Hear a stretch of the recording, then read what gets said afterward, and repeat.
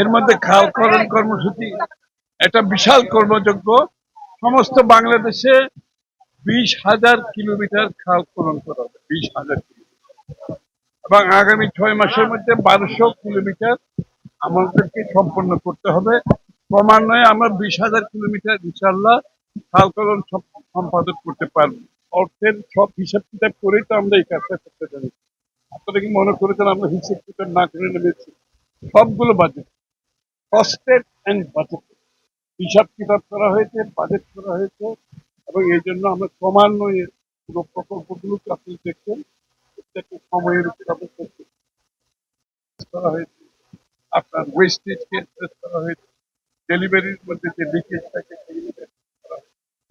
প্রত্যেক কিছুকে অ্যাড্রেস করে স্বচ্ছতার সাথে এই সরকারের সবচেয়ে বড় চিন্তা হচ্ছে কিভাবে সবকিছু প্রকল্প স্বচ্ছতার সাথে আমরা সম্পন্ন করব এবং দুর্নীতির যে বাইরে রেখে সব করবো।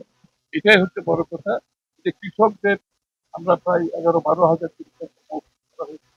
কারণ এই লোকগুলোকে আমরা যদি বাংলাদেশের অর্থনীতি এবং উন্নয়নের সুফল এই লোকগুলোকে যদি পৌঁছাতে পারি, এরাই কিন্তু বাংলাদেশের অর্থনীতিকে পরিচালিত, এরাই মৌলিক শক্তি।